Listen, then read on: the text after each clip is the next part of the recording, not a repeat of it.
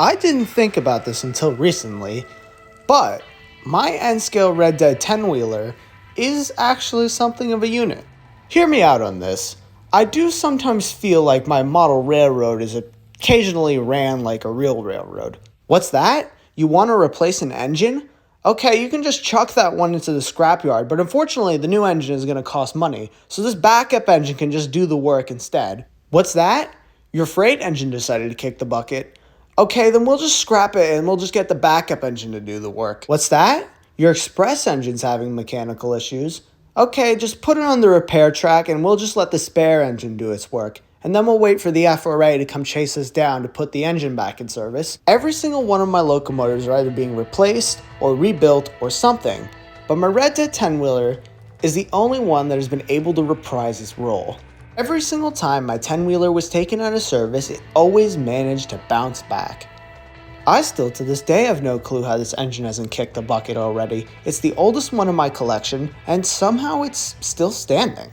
And I figured, well, I haven't talked about my 10-wheeler too often, so you know what? Today's the day. This video is on my N-scale Red Dead 2 10-wheeler. Concept art for this locomotive was first drafted in June of 2021. That's right, 21. The model would stay in its concept art phase until September of 2021, when I would finally buy a Bachmann Trailblazer set and officially start modding the 10-wheeler. At this stage, the model was very bare.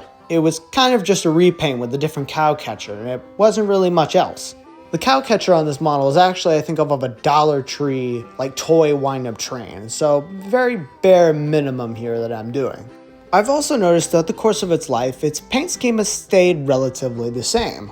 So, other than all these colors, nothing else really changed. The stack at some point would be modified, I believe in December of 2021, but this was not well documented.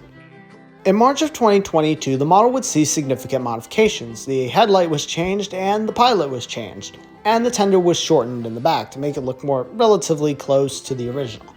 For a very long time, this was the way the model would stay, until January of 2023. This would be the first time that I would try shortening the locomotive's tender to make it look more accurate. I decided to use the old tender from my version 1 of Casey Jr., seeing as by this point the model had been replaced. But unfortunately, this didn't go too well. The tender was very plasticky and too light, and it unfortunately didn't want to support the larger locomotive.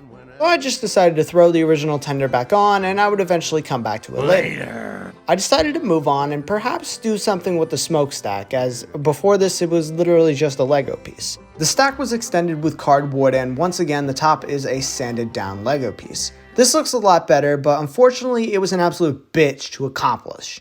In April of 2023, I would make another attempt to swap the locomotive's tender, this time using 804's tender. Found a post online that somebody had swapped their 10-wheeler's tender with the tender from an 060. So I was like, surely if I followed this person's instructions, I could do the exact same thing, right? Right? Nope, it did not go well. I broke the tender drawbar, and unfortunately, now there was no going back to a tender at all. So the model would just have to sit out for just a little bit longer. Until I eventually found out this. Since these tenders are sold separately, one thing that's nice about them is they all seem to use the same drawbar. Are you serious? That one has the same drawbar. You're telling me this entire time I could have just bought a different tender and it just would have worked? Why did I have to go through all... May 2023 would officially be very eventful for this model. A new tender would arrive and it would fit relatively well to the new locomotive. However, there was a couple problems. Fortunately, with the smaller tender, this now meant that the pickup ratio was now sort of squashed in. And now the model drastically needed to rely on its front wheels a lot more to pick up power from the rails.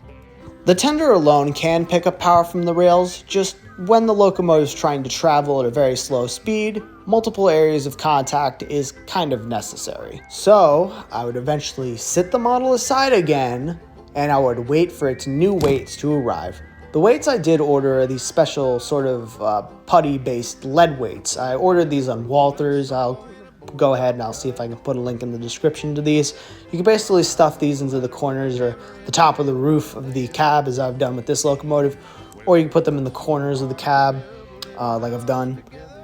So Basically, it gives the locomotive a little bit more traction over those back wheels. Eventually, I would test the model again, and unfortunately, it was still stalling in some areas. So I decided maybe the problem is the back half of the tender, like the back half is sagging. Due to the tender drawbar, the height of the tender is significantly taller at the front. To comprehend the height difference, I decided to take the old broken tender drawbar and simply cut it up and place it under the back wheel. And this significantly fixed the problem. That about covers it for my Red Dead 10-wheeler. I would talk about the rolling stock that I built for it, but unfortunately I didn't really document it too well, and it's kind of lost to time, I suppose. I'll try to throw up some rough dates here of when everything was built, but other than that, I can't really explain too much.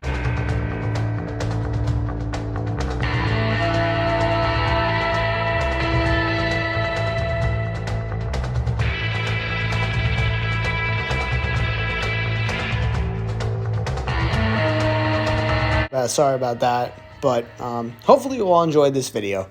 Thank you all for watching, and goodbye.